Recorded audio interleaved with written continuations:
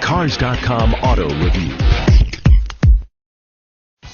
Hi, I'm Kelsey Mays for Cars.com, here with the 2012 Chevrolet Suburban, an SUV that still gives you the capability to haul close to 10,000 pounds and up to 9 people all the way to Grandma's house, as long as you bring a few $100 for gas.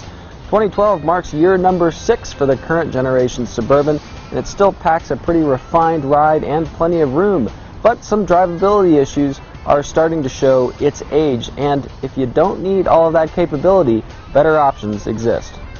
The Suburban's 5.3-liter V8 gets the job done even when you're loaded up with passengers, but it takes its time kind of lumbering up to highway speeds. The Ford Expedition feels similarly modest, but leadfoots will really like cars like the Toyota Sequoia, whose 5.7-liter V8 feels much more potent. None of them have the accelerator lag that plagues the Suburban. Our test car took a half second or more sometimes to respond to the accelerator. It's really annoying. Make sure you pay attention to it around town on your test drive.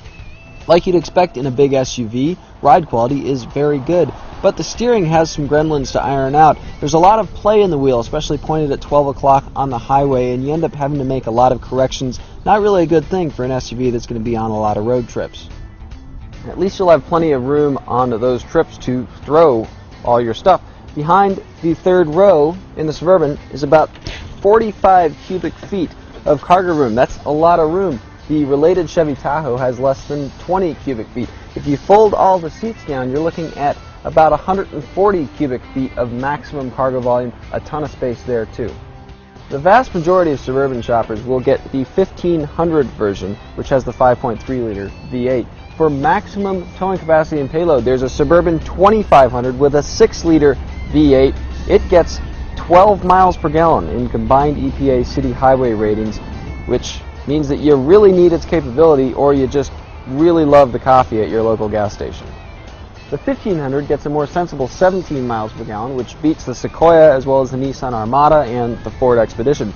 But if you don't need this sort of towing capacity, car-based crossover SUVs cost less, can hold nearly as many people, and get better gas mileage.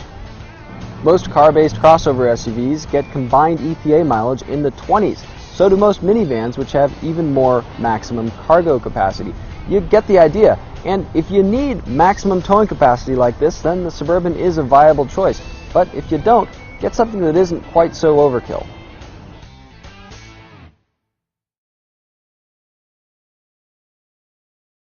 For more car-related news, go to Cars.com or our blog, KickingTires.net.